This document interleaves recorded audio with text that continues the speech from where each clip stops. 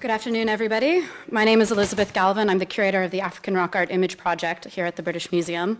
And thank you for coming to our second in our lecture series on African rock art. And I'd also especially like to give a warm welcome to not only you here in London, but everybody watching worldwide via Periscope. We're currently streaming this live. Last time we had thousands of viewers online watching it live as well, so we'll also be accepting questions via Twitter, as well as questions from the audience here afterwards. So today it's my distinct pleasure to introduce Professor Benjamin Smith. He gained his doctoral degree from Cambridge and working on the rock art in Central Southern Africa. He joined the Wits University in South Africa, where in 2000 he was named the director of the Rock Art Research Institute, a position he held until 2012. Currently, he is the Winthrop Professor of World Rock Art at the University of Western Australia and the Associate Dean of Postgraduate Studies in the Faculty of Arts.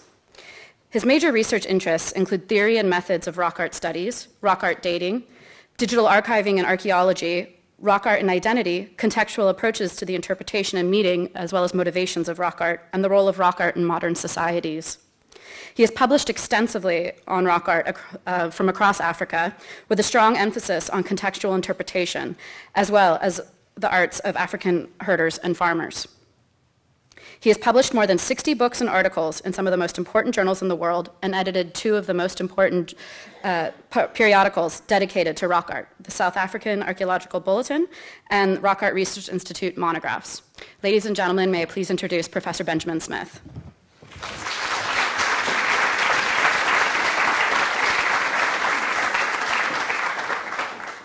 Well, thank you very much, and thank you very much all for coming. What I hope to do today is to give you a brief roller coaster ride through the history of rock art in southern Africa, so from sort of Zambezi southwards.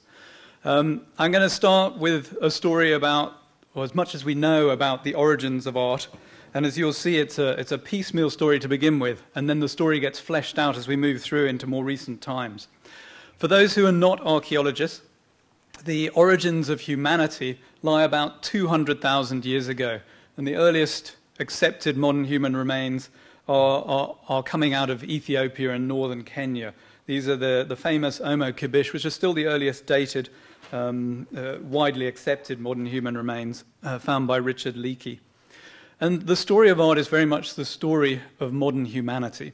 It's something that is unique to our species. We are the only species that made the kind of complex drawings that we would broadly term art.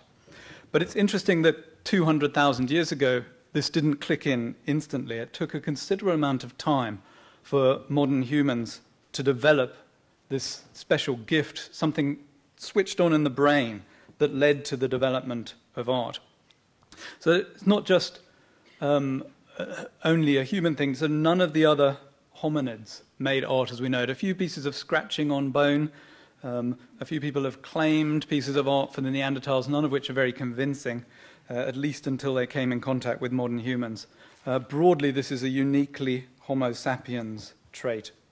And if I'd been giving this lecture as little as 20 years ago, when I was at university in the UK, or a little bit more than that for me, but, but if I'd been giving this only 20 years ago, this is a story that would have been exclusively French, maybe a bit of Spanish stuff thrown in for good measure. But the story of the origins of art was one that was, at that stage, told through the lens of the Upper Paleolithic Europe, so from 40,000 years ago up until, so, 20,000 years ago, and looking at the amazing rock art images in the French caves of Europe, and the portable art, which most recently has come out of places like Germany, and dated to the time of the arrival of modern humans in Europe. So modern humans arrived in Europe 40,000 years ago, and almost from day one seem to have been making art.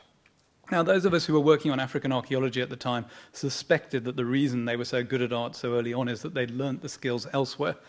And so those of us working in African archaeology were quietly a little bit arrogant, I think, thinking that, well, we only have to go to Africa and excavate a bit more, and we're going to find the key evidence that shows that it began elsewhere. And this is what me and my colleagues have done over the last 20 years. Some of the key finds that I'm going to present today have been done by a range of scholars, And they just give glimpses into how things began. I mean, archaeology, we rarely get the sort of kind of in-depth insight that you get, say, with Egyptology. Certainly when one's dealing with 100,000 years ago, the material remains are very scarce. So we're going to travel from France to the southern Cape Coast, to the famous site, the site that's now become famous, Blombos. Chris Henshelwood was just starting to excavate this when we were working together in Cambridge in 1995. And the first few years he was digging through the relatively later parts of the deposit. And he was digging it partly because it was on his family farm, so it was an easy place to work. But he was also digging there because this is where, eroding out of the bank, were some of the early stone tools that marked this as a site where early modern humans lived. It's a very small cave. It's not the kind of cave, in fact, that normally gets excavated much. He was interested in these tools because they set apart Blombos as something a little bit special. So there's a particular type of very sophisticated stone tool that you only get in southern Africa, and it's dated to 75 to 65 odd thousand. These are two traditions, the Still Bay and the Howisson's Port, and these are some of the Still Bay points. And what makes these special is it's the first time that you get clearly retouched stone tools. So for those who are not stone tool specialists, you can see here that someone has struck off an extra piece off the edge to make them sharper. Recent research by Marlies Lombards and others has also shown that these were hafted. So we have evidence here of some of the first spear point technology. So it's a rapid development, dated to, as I say, 75, 77,000 years ago, a major development in technology. What was special about Blombos is that the preservation was very good of organic remains. So Chris also started to find that alongside those spear points was a whole load of fishing technology. So the top right there you have fishing harpoon points made of bone. Now that's quite a special activity, this kind of complex fishing. The idea of killing an animal, taking its bones, not just eating the marrow, but breaking it, turning it into something sharp, hafting it on a piece of wood, and then going out with an animal in a piece of wood and catching fish with it. That's the kind of complex thinking that is particularly modern human, and that other hominids, let alone other animals, never had.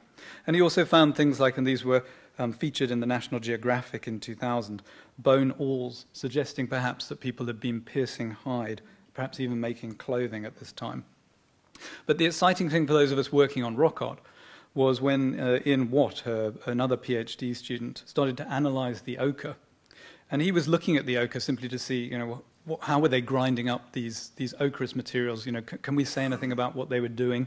Because ochre is the core material used in making rock art. We have no rock art data from this period, but what were they doing? Why does ochre suddenly proliferate at this period?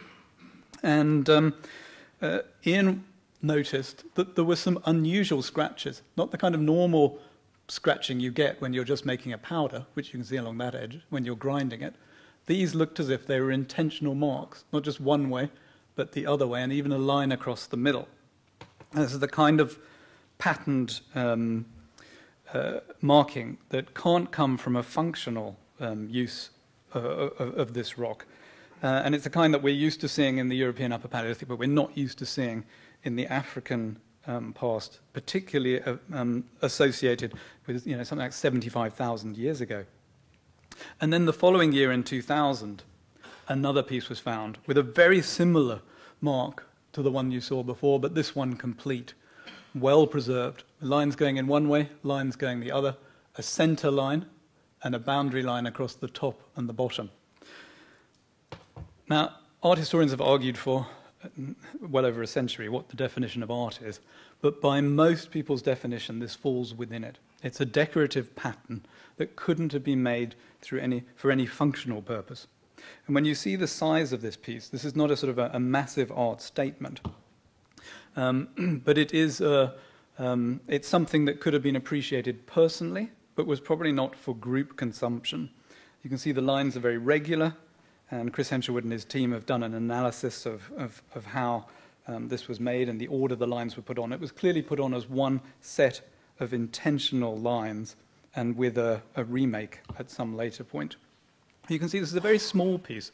This is no big art statement. 70-odd thousand years ago. And the date they got from this is uncontested now. It's dated to 77,000 years ago. So to put that in perspective, the next oldest art at this time that was dated was the Chauvet Cave in France, dated to 33,000 years ago. So that this find doubled the age of art on Earth. An astonishing, exciting achievement. But at the time people were skeptical. They said, well, either you've got the dating wrong for the site, or this is some sort of weird one-off, some sort of flash in the pan. Chris went back, dated the site by 5 different dating techniques, and now to everyone's satisfaction that date is secure. But he also started to find other things. So that alongside art, if art exists, then it means that symbolic thinking as we know it exists, and therefore one should find other traces of this. And he did. He started to analyze the shell remains in the same site. And you can see that each of these shells has a hole in a very particular place. Now, some shells like this do get holes in that place from predator activity, but these are too regular. And when you examine them closely, you can see that they are very smooth on one side here, and very rough on the other. So that almost certainly these were in fact man-made, and that bone awl that you saw earlier would have been the ideal tool for doing it. But since they were made, and whether they were made naturally or man-made is somewhat irrelevant, but they're almost certainly man-made, they have then been strung on a string. And they are found in little sets of between 5 and 17. And so these are placed on a string, hung for a considerable period of time to get that degree of smoothness, which means that these were worn in some way, either around the neck or around the ankles. So what we've got here is evidence of the first jewelry. Now again, jewelry is one of those things, like art, that marks symbolic thought. If you can think that a shell can stand for something other than food, that it could stand for beauty, prestige,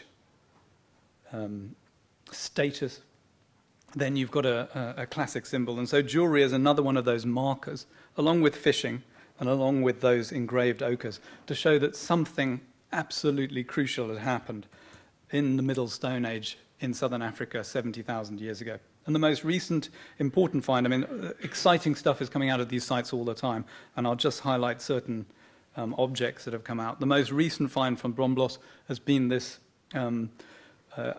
abalone or orma shell, where, as you can see, it's very red in the interior. And when this was analyzed, it became clear that this is in fact an ochre preparation toolkit. So the ochre has been ground in there, and there is still ochre remains on the inside of the shell and on the grinding stone that was used, and there's still actually, in fact, large chunks of ochre encrusted onto the grinding stone. And it's a whole toolkit for preparing ochre. Now, whether that ochre was to paint on the walls or to paint on your body, or even ochre's, as Lynn Wadley has pointed out, is a very functional thing for tanning hides.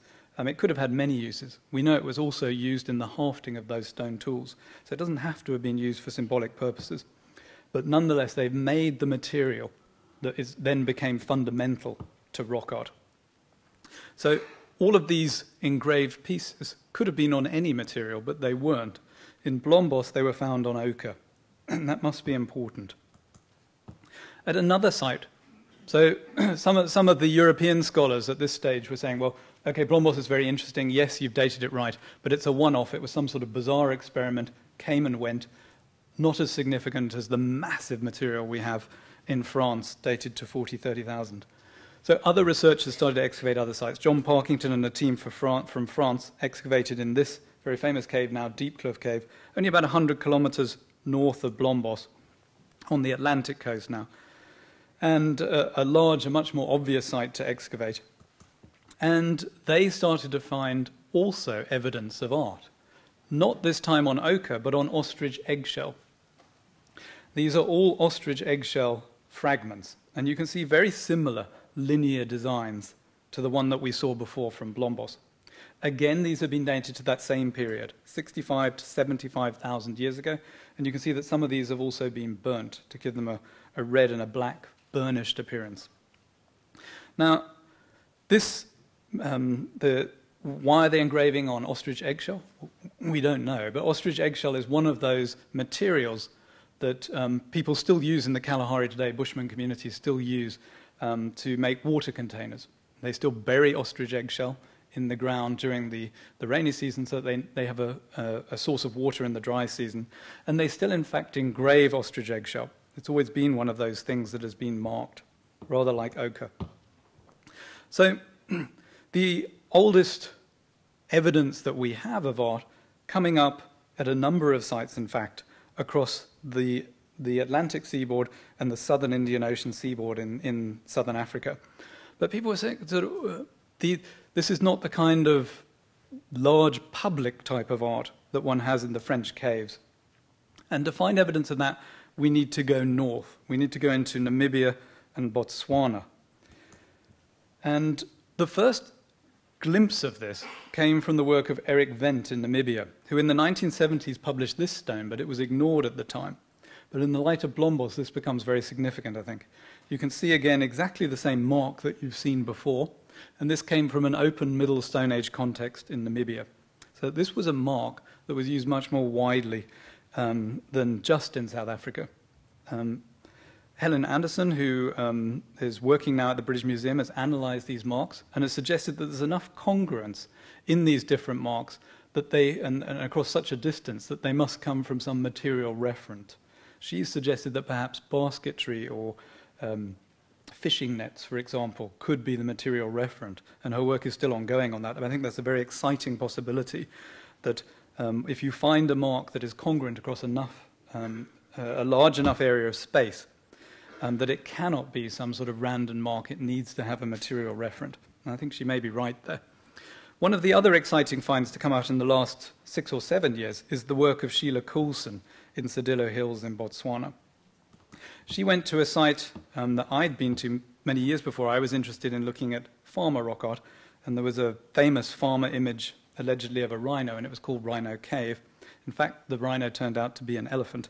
So I was excited, but not nearly as excited as if I dug a hole where Sheila Coulson dug. So Sheila decided that she was going to dig a hole there for reasons I still don't fully understand, but she thought that looked a fascinating place to dig, and she was right. In front of this rather bizarre-looking rock that you can probably just get a sense of, is sort of almost sculpted. It looks as if people have been hacking at it. And what's interesting about this site is that no other rock in the cave or rock shelter has been hacked at all. They've focused all of their attention on this central, strange-looking piece of rock that sort of juts out from the back of the shelter. And if you zoom in, you'll see that this is covered with what we would call, sometimes we call those things grinding hollows, but these are in a vertical surface quite high up. They couldn't have been used for any functional purpose. They're not spear sharpening grooves, as people once thought. At least these ones are not. You do get spear sharpening grooves. They look different. But they're circular and lenticular. And you get these, in some of the old sites throughout South Africa and Southern Africa. I've seen them at a number of sites, and we always say, well, these are very old, but we don't have a dating technique. How old are they? We don't know. We think we know they're tens of thousands of years old, but we don't know exactly how old.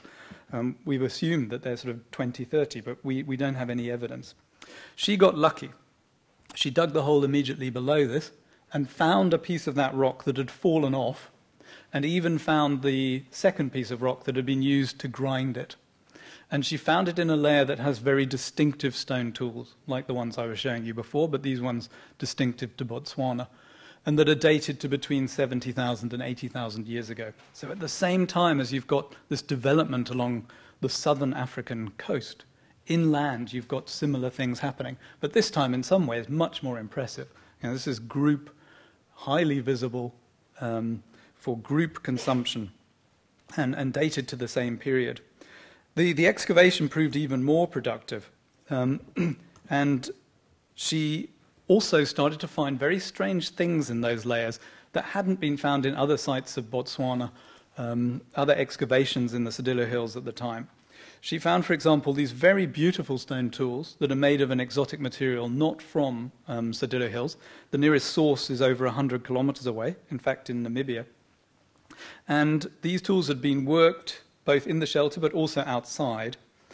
And So this means that 75,000 years ago, 80,000 years ago, people were traveling over 100 kilometers to collect a raw material, to collect stone or trade stone, bring it back, exchange stone, probably a better word, bring it back to the rock shelter. And then you can probably see that those stones are broken. They're also very red, and they only get that kind of red color when they've been heated. But these stones have actually been exploded. Sheila Coulson's specialist, she works on Cheyne Operatoire, and she's a lithic specialist, and these are in fact refitted. So this is all the shattered pieces of that stone put back together. And the only way you can explode a stone like that is putting it in a fire. So someone had gone, collected a piece of stone, and destroyed it in front of that rock. More than that, these stones have never been used. If you do use-wear analysis on the stones, you can see that they've never been used for cutting anything, for chopping anything. These stones are basically brand new. So somebody has gone 100 kilometers or more, collected a very special stone, made it into a beautiful, usable tool, then brought it right in front of this rock that had already been carved, burnt it, and exploded it in front of the rock.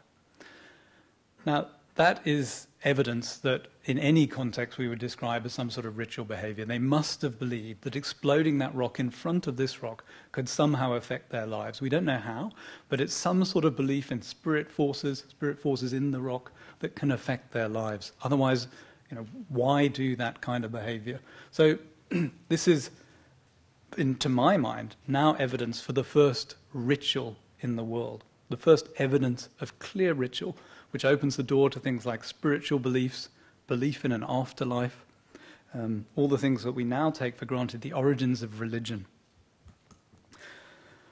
So, an incredibly exciting early start. We still need to do much more research to find out and flesh out that story, but we have evidence for symbolism, art, complex food procurement technologies, and ritual, dating to 77,000 years ago.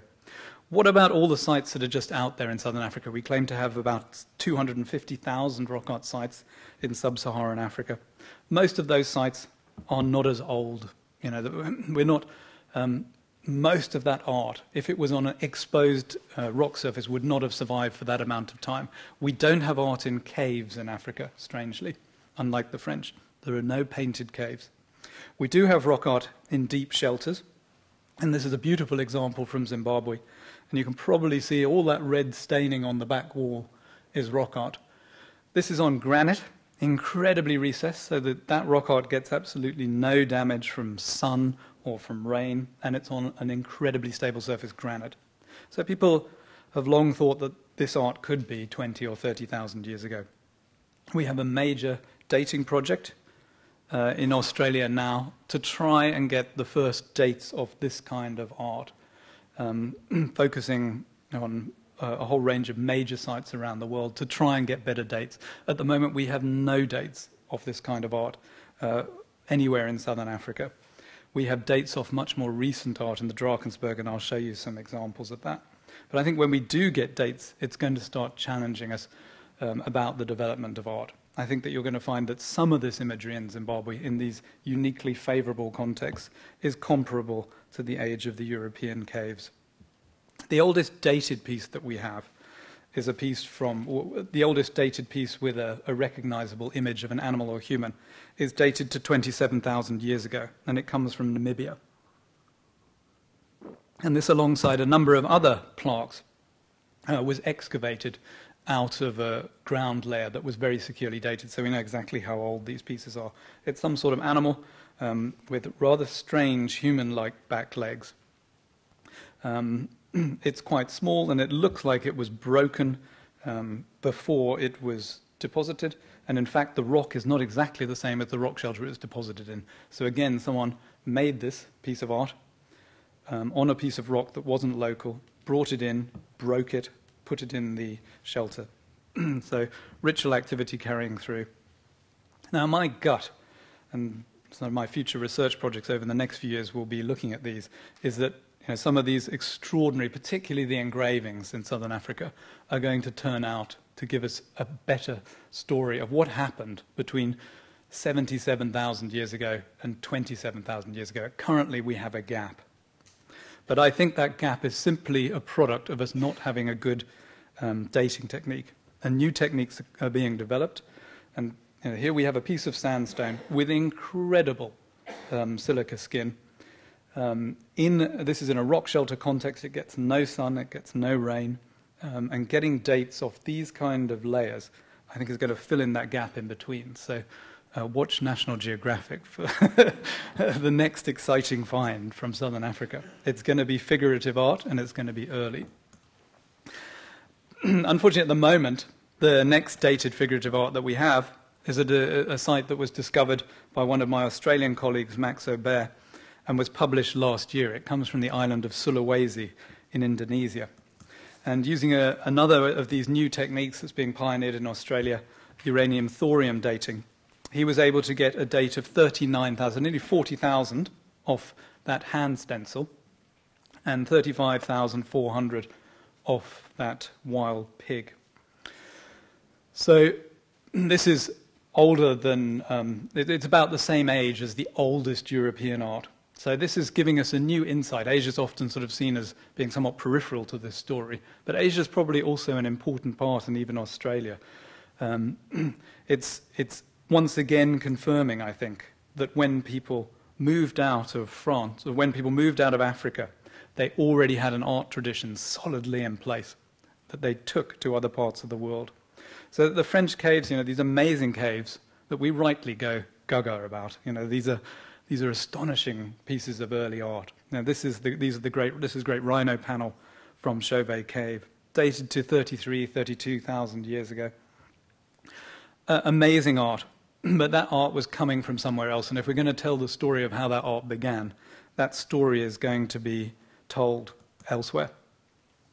That story is a fairly obvious story. Humanity coming out, moving into the Middle East 100-odd thousand years ago. They arrived in Western Europe 40,000 years ago. They got into Asia a little bit earlier, 70,000 years ago, into Indonesia, for example. And so we could be seeing earlier examples of art still coming out of Indonesia and eclipsing the European. You might even see earlier art coming out of Australia than the European art, because people first colonized Australia at least 50,000 years ago, and a lot of new dates coming out of Australia, sort of pushing that date further and further back. So origins of art are a very fascinating story. We've only got little glimpses, but this is a story that I wouldn't have been able to tell at all 20,000 years ago. It's amazing that our knowledge has progressed so far in such a short period of time. Now, I want to move away from the origins of art and take you back to the majority of that art that sits on the beautiful sandstone surfaces of southern Africa. Following the story of another Frenchman, a Frenchman who at that time knew, of course, that art began in France. And he brought this knowledge with him to South Africa and even started to argue that the South African art must have something in common, or must have been made by French people even perhaps, because it's just too beautiful to be made by Africans. These stunning images of eland, shaded polychrome. This is about the size of your hand. This is one of the finest pieces of art ever painted onto rock. And people would go gaga at this in an art gallery. It's an astonishing artistic achievement. And this you can see immediately is a juvenile eland. It's got the markings of a young eland. You can see immediately it's a young antelope. So incredible artistic perception and ability. Highly sophisticated by any means. Bray, the French prehistorian, was sometimes called the Pope of prehistory, argued that some of these strange figures that you see in the art must be these European travelers that taught the Bushmen how to make this sophisticated rock art. And he even published a book on it called The White Lady of the Brandberg, where he used this particular painting from Namibia to argue in favor of European influences at a very early date on the art. And we now know that certainly there's been a lot of influences. Africa has by no means ever been isolated. But if the influences are going anywhere, they're going out. Bray also set up ideas of hunting magic, and for many years people thought the art was simply pretty pictures, simple pictures of people hunting animals. And this changed in the 1970s, late 1970s, when two key researchers, Patricia Winnecombe, David Lewis Williams, and to a lesser extent, but also importantly, Harold Parger, started to use statistical methods and to analyze exactly what was in the art And they all found, Haropaga was the first to publish, that in fact hunting scenes are incredibly rare. Less than 5%, less than 2% in many areas. They're an exception rather than the rule. The art doesn't seem to be about hunting. And so they realized that the only way of truly getting into why this art was painted was to understand what Bushmen believed, to go into the indigenous knowledge system of the indigenous Southern Africans and find out more about them and use that to understand the art. And so that's what they did. Patricia Finicum and her husband had excavated many sites, and they realized that the kind of animal bones and fish bones that you commonly find in these excavations, it's all the small animals. It's rock rabbits, it's lots of fish, lots of plant remains. That's what people were eating, but it's not what they were painting. They were painting the special animals, the spiritually important animals, in fact. And a lot of the images were clearly more than just about hunting. You had humans that were partially transformed into antelope. You can see someone here with a human body and an antelope head, and even strange sort of things coming out. There's other antelope heads, in fact, coming out of the back. And there's another one. Extraordinary, strange, mythological creatures. And so they started to work with the records that existed, and this work is now well known. So throughout the 1980s, David Lewis Williams was reading those, going through all of the unpublished then records of Bushmen from South Africa that existed from the 1800s, and trying to recapture a sense of the belief system of those people. These were created by now a very well-known linguist, Wilhelm Blake, but at the time David started working, almost unknown, who'd worked with over 20 Bushmen informants, some of the last Bushmen speakers of the Cape area, and one of whom you can see here, Diak Quain. These were some of them elders who had a lot of stories, a lot of traditions, a lot of beliefs. They knew about their rituals. Their parents had still schooled them in the ancient traditions, and they shared these with Blake. And Blake just simply wanted to write down. He was trying to learn their language, so he just said, talk to me. So everything is in those stories. It's an incredibly rich encyclopedia of Bushman knowledge. And the amazing thing is that it's written down in the Bushman language, so that you can see here how Blake developed a special script to capture that Bushman language, and then this is in English. So it's my father-in-law, he's Mantis's. He was a Mantis's man. And that's actually a story about how his father was the mantis for the Bushmen it's probably a mistranslation. Mantis is the same word for God, a trickster deity. The actual word is Kagan. And so here's a particular informant, Kabo, talking about how his father-in-law was in fact a medicine man, a magic man, a worker of wonder. And so this is how David Lewis Williams was able to get inside the rock art, by getting inside these stories, understanding what they were saying, and starting to apply them to the art. There's only one instance at this time where people were shown rock art, and they were able to identify quite a lot of features in it. So, for example, the painting on the right there was identified as a rain-making scene, and the painting on the left was identified as a healing scene. So that people in the 1800s, the last Bushman descendants, were able to understand much of the art. So when they looked at this image, they were able to describe how this was a rain animal, so that they personified the rain as an animal in their imagination, and that in your dances you could go and capture this animal, lead it out across the landscape, and where you cut it, that was where the rain would come. And this is a picture of that, as recognized in the 1800s by someone of Bushman descent. David then supplemented this with the work of the Marshalls and Megan Beasley and the great anthropologists working with Bushman communities in the Kalahari. So another rich seam of information about Bushman belief. That at that stage, is at the heart of the Kalahari project, where a whole range of anthropologists were working with Bushman communities in the Kalahari, recording their traditions and beliefs. And what they were realizing was that Bushman ritual revolved around, in particular, one very important ritual ceremony that's become world famous now, but it wasn't famous at that time, the famous trance dance. And you're seeing a reenactment here done for Lorna Marshall, the great anthropologist, where the women sit around in the middle of a circle and the men dance around, sometimes in a figure of eight, sometimes in a circle. And slowly they go on and they go on and they go on. Now, these dances David recognized immediately. They're in the paintings.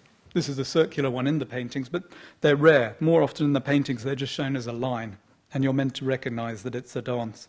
There are other things that you're also meant to recognize.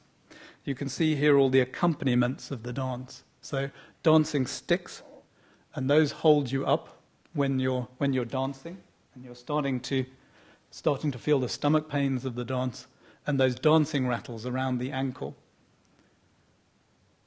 And these as well, David Lewis Williams recognized in the paintings, so that you can see the dancing rattles there on these strange figures. These figures are also bending forwards exactly as happens. I've watched these dances in the Kalahari, and people get intense. They believe that a power boils in their stomach, forces them literally, physically, because it's so painful to bend forward. And that's what's being shown in the painting there. And that's the most powerful time. That's when the dance is really working. And a lot of the paintings show aspects of these things. So while they're dancing, the women are clapping out the rhythm. And you can see that over here. You can see the men bending forward, holding themselves up with dancing sticks. And as in the paintings, as they sort of become more bent over, they often become quite animal-like, as if they've taken on animal form. In the dance, that also happens. So people describe how they eventually collapse into a trance-like state, and then they believe that their spirit leaves the body, and that often they will travel off to the spirit world in animal form. And different people get taken by different animals. Each person divines their own particular animal. In the paintings, you get people collapsing like this. So this was really the sort of the light turning on. When we read the work of David Lewis Williams in the 1980s, we suddenly thought, here we are. We're actually getting real insights into interpreting a rock art panels. Nowhere else in the world was anyone able to explain in fine detail exactly what was going on in a panel like this. It was something very special, that suddenly Africa had cracked the code. So you've got people here bending forwards. They've got blood coming out of their nose. Again, that was something that's recorded ethnographically in the old South African records. It's called the dance of blood in Lesotho because of this. People holding dancing sticks. And what you can probably see at the far right end is it's sort of culminating in that right end, and there's all these lines coming out of the top of that man's head on the far right.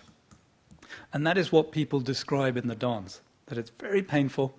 You feel that your spirit comes out from the top of the head, and then you collapse into trance. And that's when they believe that they journey to the spirit world to get power from God that they can use for healing. And they heal very much like in sort of a contemporary, some sort of Christian context of the laying on of hands, and literally sort of pulling the sickness out of the people. Here you can see flying away, again with the spirit streaming out of the top of the head. And you also get these amazing lines, little red and white lines, and you can see both in the photograph here and the tracing just a bit clearer. And these are what they're called the threads of the sky, and people in the Kalahari will describe these things falling down to the dance. And that's what you climb up when you're going up to the spirit world. And they still describe these as red lines with white dots, exactly as you see in the paintings. It's a astonishing congruence. Those threads are absolutely crucial, because when you've left your body, these are the things that you'll follow when you want to go back and find your body at the end of your spirit journey. They can also connect to other villages. You don't have to necessarily go to the spirit world. You could go and visit, your aunties and uncles through the rock on a journey in one of these trance states. And the pictures capture these things. So Megan Beasley, for example, recorded this. When we emerged, that's from the body, we began to climb the thread. It was the thread of the sky. When I emerge, I'm already climbing. I'm climbing the threads that live over in the south. This is how old Cow described that experience to an anthropologist, 1979. People still experience these things today. So the paintings obviously show these things. And there was a strong emphasis in the 80s that the paintings were sort of somehow pictures of the ritual. And I think what we realized afterwards, what we've realized in the last sort of intervening 20 years, is that that ritual is absolutely crucial, because it's the point at which the San are able to communicate with the spirit world, engage in the spirit world. But the art is much more than just about that ritual. It's about all of the spiritual forces that you collect while you're there and how you use them in your life. So you can, whenever a Bushman community has a big argument, a big breakup, they will have one of these dances, and it's that power that they harness in the dance that will allow them to sort of come back together, solve that particular problem, and move on. So you get these amazing paintings in the art, sort of part human, part animal, where they've taken on the power of the animal that is helping them to travel. You can see the dancing stick. They also carry the tail of a wildebeest. Sometimes that's used for sort of keeping the evil spirits away while they're dancing. Amazing images. And so if you're looking through the British Museum online archive, look for these images. They're very special. There's a lot of them. You're going to see them in a lot of the panels. You've just got to look for them. And they will sort of help to give you a sense that that panel of eland or whatever it is something more than just pictures of food. Something much more spiritual going on there. So when you get a complex panel like this, sort of the South African equivalent to the Rosetta Stone, you can see now that there is a man who's collapsed in the dance. He's taken on the hooves of an antelope, and if you look, there's a power line connecting him to an antelope. That's an eland, in fact. His arms are also connected by a power line to the eland. So there's nothing cryptic about this. There is the power transfer from the eland, which is in fact the most powerful for the sign of all the animals, into the man. And when they heal, they pull sickness through their hands, they expel it from a point on the back of the neck called the now spot. And you can see there he's got stuff pouring out. Also looks like power. It's probably sickness coming out of the back of the neck. A whole load of other things I could talk about. He's also being nibbled by fish, for example. In David Lewis Williams' famous lecture, he explained this for the first time, that when you go into a trance, and in fact it's in one of the testimonies, it feels like you've drowned. You're floating, you can't see properly, everything's hazy. It feels like you're underwater. You're struggling for breath. And so there, those fish are showing it's a metaphor that this is a person who's not actually dead. They're in trance. It's a half-death. A death from which you'll come back. Now, one of the problems of that early work, it's the thing that probably got me hooked on rock art. It was the thing that made everyone excited, that here we have a unique instance where we can actually talk about the detailed symbolism of the art. So enormously powerful. But people started to say, well, hang on, you've masked that rich history. We're telling this 80,000-year history of rock art research, and you've presented it as if it's unchanging. And so the last 20 years have seen a series of researchers start to show how those ideas have developed and changed through time and how they vary across space. So the first work by Thomas Dowson on the right was showing how you get from those early dances, and I showed you that picture before, so where everyone looks the same, the one at the top on the right. You then move down to groups of medicine men where you've almost got individual faces, but they're still in a group, sort of consortia, to paintings at the very end where you just have this one dominant shamanic figure, where now a single individual is dominating.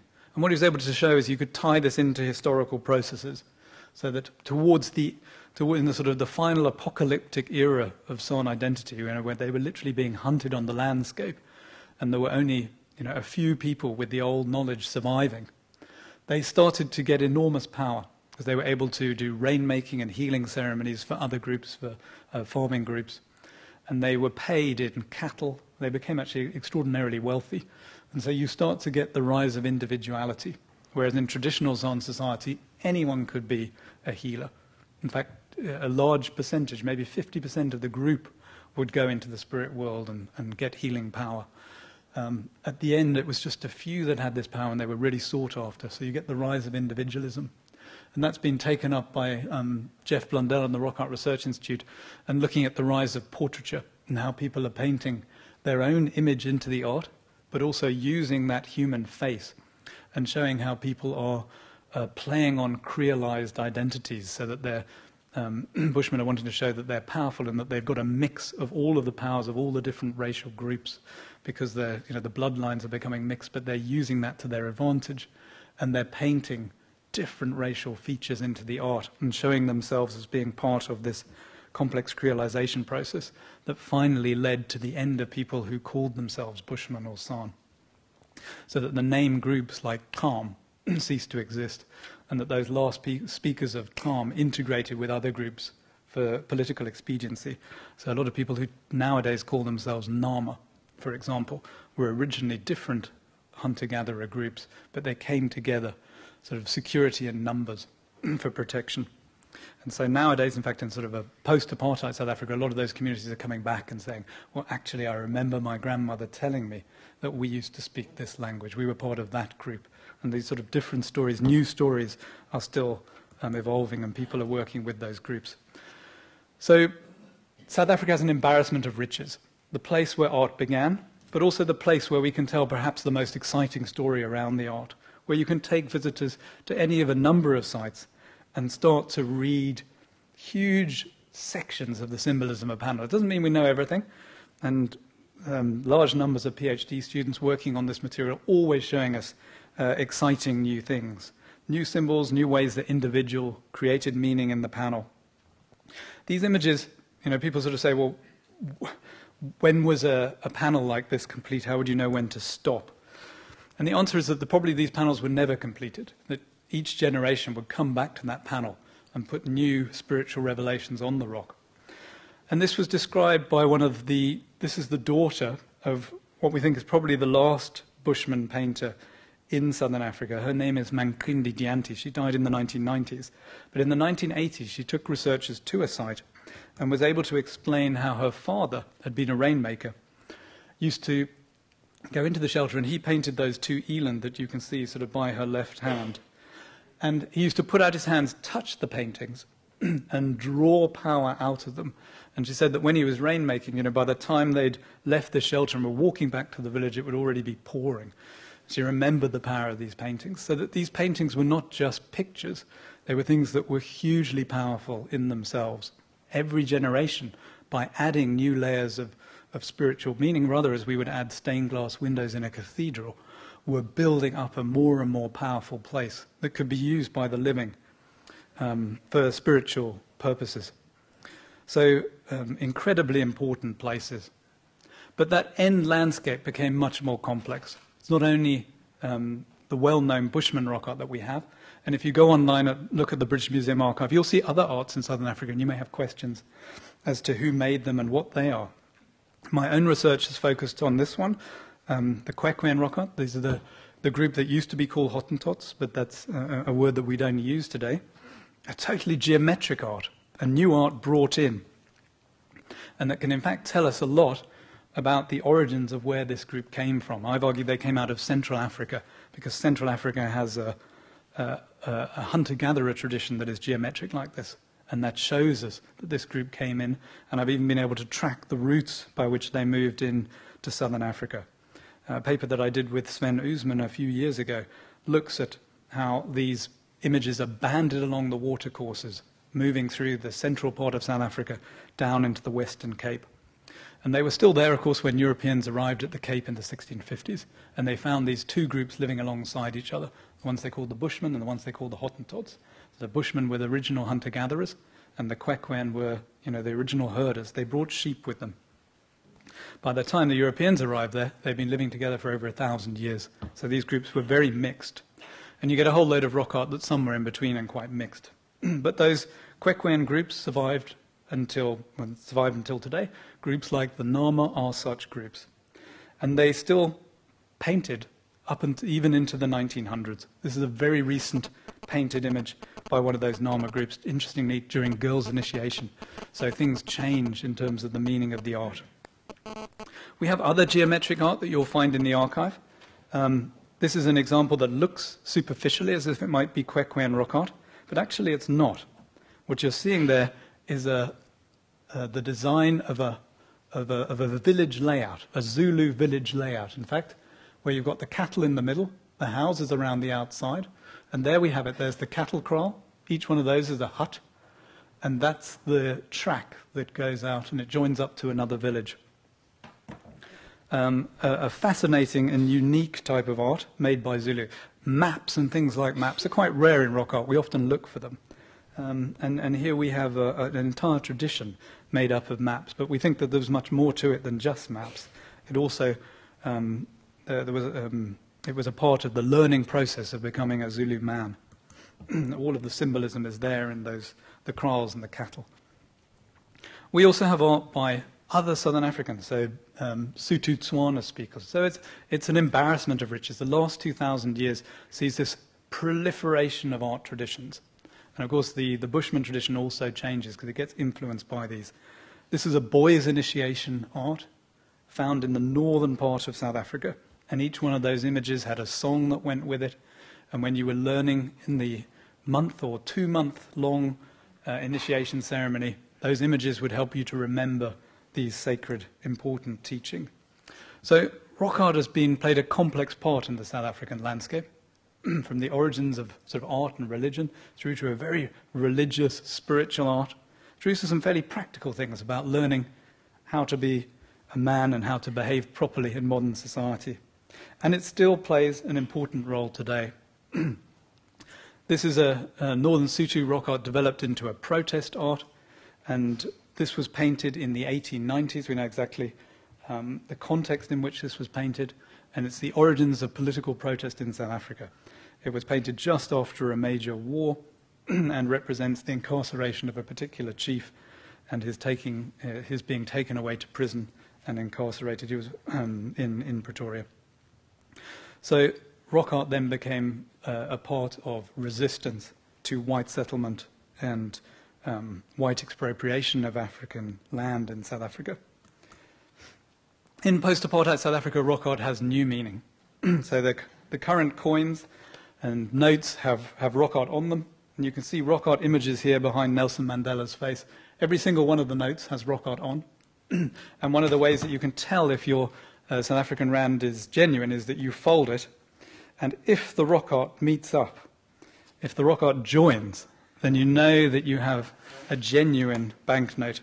So rock art now a real part of South Africa's sense of place. So people don't have to teach young South Africans about Greece and Rome and civilization lying elsewhere, but they can talk about technology, art, religion, complex spiritualism, all growing up in South Africa, in southern Africa, so that Africans can take enormous pride in their cultural heritage and cultural contribution to the world.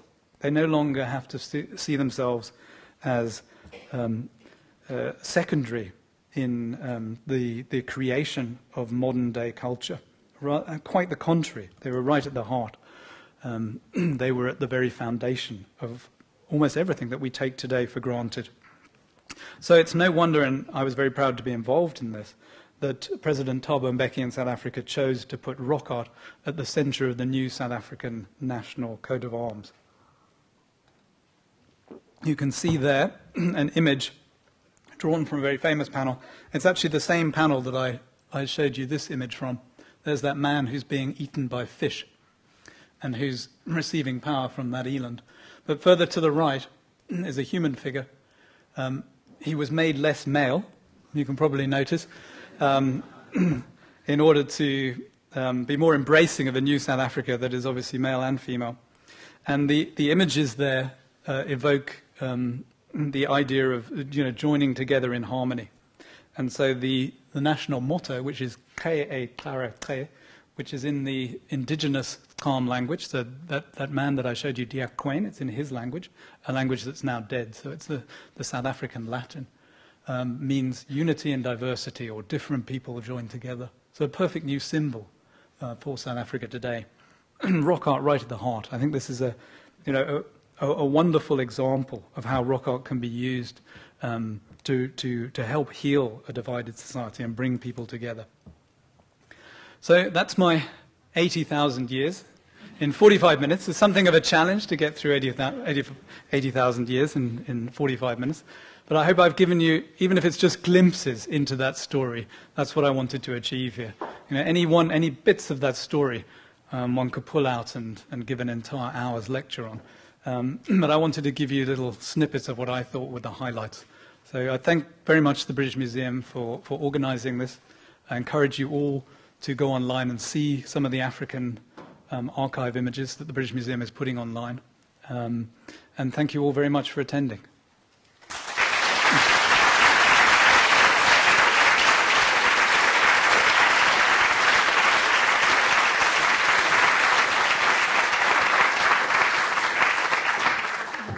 thank you for such an interesting lecture. We have 2 microphones available if there's any questions here. Oh, there one. Okay, well, okay, so here's one right there. Yeah, Helen? Sorry, can you raise your hand again? Sorry.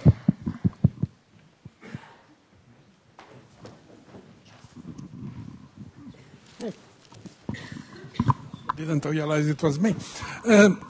Your images of Bushman art, I missed from when to when more or less they range. They come almost up to the present, but when did they start? When did they start? Well, 80,000 years ago. But no, the oldest piece that we have dated is that 27,000-year-old animal plaquette that comes from Namibia. And as I say, otherwise the oldest date we have is only from where David Pearce is going to be giving a lecture here in a month or so's time. We'll talk about dating specifically. He's been involved in a dating project as well in South Africa that I was involved in before I left. And the oldest date he's got so far is 7,700. But what the problem is that we're only dating the charcoal art. So far we've only dated the art on sandstone. We need a much broader dating project. And that's what we're currently establishing in Australia, an international rock art dating project that will look for the earliest art in the world and try and date all that art, for example, from Zimbabwe that we know is very old, but which we simply don't have dates for. I mean, that's when the real excitement will start, and we'll be able to talk in detail about art development over the last 30,000 years in southern Africa. Great, and I've got some questions that people have tweeted from online, and one of the questions is, you mentioned the granite surface. Is there a preference for any specific kind of rock surface, or which rock surface is the best or worst for preservation? Yeah, the best places to look in sub-Saharan Africa are on the granites and the sandstones. Those are the surfaces that hold rock art the best. We thought that basalt was almost never painted, until a recent project went into Lesotho and suddenly found paintings on basalt. But by and large, those rocks don't hold the pigment as well. So with sandstone, that ochre, the sort of that iron-rich material really bleeds into the sandstone and becomes part of the rock. And that's why it sort of has such beautifully vibrant colours. With the granites, it very much sits on the rock. But it then gets encased with things like silica skins. And so the best preservation is on granite. The most beautiful, vibrant colours are usually on sandstone. But they won't be as old. Sandstone is simply a much more friable material, decaying at granular level in the way that granite doesn't.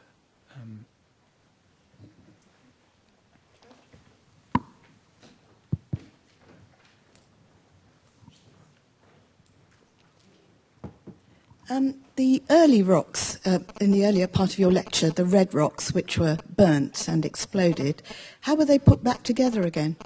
So that's a fairly standard stone tool technique where you find a lot of bits of stone and you refit them. So you usually get a student with a large pile of stones in front of them and get them to play jigsaw. And they become very good at it over time. But it's very useful, in fact, because you can then talk about exactly, by putting it back together, you can see exactly in which order they knocked off bits of stone. No. If it's a production site. In this case, it was just an explosion, so that it was so they were found in pieces? They were found shattered in a little group. Yeah, that's what I didn't understand. I thought maybe in prehistory they'd been put No. together. So that when they excavated, they found these little clusters of shattered stone. Right, and because Sheila is, a specialist, in fact, of putting these things back together, she realized immediately what they were, and that these had been exploded in a fire. It's the only way you could do that. Thank you. Could you perhaps tell us about the dating techniques used to ascertain the age of the stone tools to about 70,000 years ago and those linear marks in the beginning? Yeah, so up to 40,000 years ago, we used radiocarbon dating technique, and radiocarbon is becoming more refined. So we think the radiocarbon now you can use productively back to about 50,000. As soon as you go beyond that, you're using OSL, which is a luminescence type of dating, where you're taking individual quartz grains and fluorescing them. So that quartz, when it's exposed to the sunlight, releases all of its charge. And as soon as it becomes buried, it starts to gain electrons, and you can then fluoresce those under special circumstances with certain machinery. And so for any quartz-rich sediments, we can date going back to at least, people used to say 500,000 for OSL, but we would now say probably 700,000. So we've got a very good dating technique now. And you can even use OSL in the radiocarbon period, the last 50,000 years. So we have two techniques that we can use to independently check each other. They usually give very slightly differing results, but give its broad coherence so that we're fairly confident about both of those techniques. Radiocarbon's tried and tested. OSL is becoming the absolute standard technique now for dating those earlier sites, the early human sites. Best technique we have. If you're up in Kenya, you can use different techniques that use volcanic ash, but we don't have that in southern Africa. So you use potassium argon dating. Great, and we've got another question from online, and that says, how best can we help to preserve rock art if we live there or if we don't? It's a very good question. With 250,000 sites scattered across sub-Saharan Africa, art is very much exposed. There's no way that the governments can protect every site. And so governments and researchers are reliant on local communities to take custodianship and to take ownership of their local sites and to ensure that they are protected. And so there's a whole range of projects going on throughout Africa to reconnect communities with rock art sites and to ensure that they can benefit materially by people going there. So community tourism projects, listing of sites both at a national level, international level, management plans, conservation plans for sites. Some really important management work going on throughout Africa. And that's starting to change. It used to be sort of cage the sites, but we now know that the cages, in fact, do more damage and people sort of digging under to get through the cage. So that the best protection is not the fences and the barriers and the people with guns, it's actually the local people themselves. So those are the approaches that are now being taken.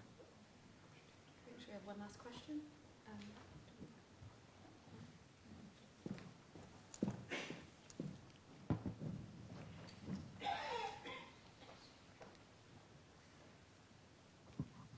Thank you.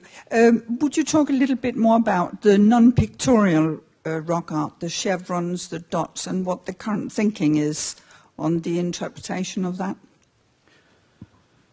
Yeah, so they're quite varied. We have a lot of these sort of what you're calling the chevron pattern. So it's a sort of a skewed grid with a boundary line, top and bottom and middle. And there are enough of those across a large area that, as I say, Helen Anderson, who works here at the British Museum, has argued that there's probably a material referent. And something like a net or a basket is the most obvious material referent if there is one for this. Other people have talked about, these could be the entoptic forms or sort of things in the brain. I'm less convinced by that. These are not, they're not classic trance imagery. And I would be reluctant to assign that as the explanation for them. I think a material referent is the most likely thing at this stage, given the level of repetition. The context that they're found in are sort of ordinary, everyday contexts. These, unlike Rhino Cave, they don't seem to necessarily be part of some sort of group ritual. They're on things like ostrich eggshell water containers. Those Blombos ochres, they're very small pieces of ochre. The only person that could have seen those is the person that made them. And they're very worn when you handle them. It's as if these things were curated. So I have a feeling that it's something that was kept personally, probably in some sort of pouch or something, and that was brought out on special occasions. I think it was some sort of personal... one has to watch one's words quite carefully, but some sort of personal ornament that, in some like a lucky charm, was able to influence the life of that particular individual. It wasn't for group consumption, unlike the Rhino Cave that we saw. That's something altogether different. That's a group ritual gathering place. Very exciting to have both at the same period. Great. Well, Let me all just say thank you to Professor Smith for speaking today, and I also hope that you'll join us for our third and final in our lecture series for this year, which is Professor David Pierce speaking on November 16th. He's the director of the Rock Art Research Institute at Wits University. So thank you to Professor Smith. Thank you very much.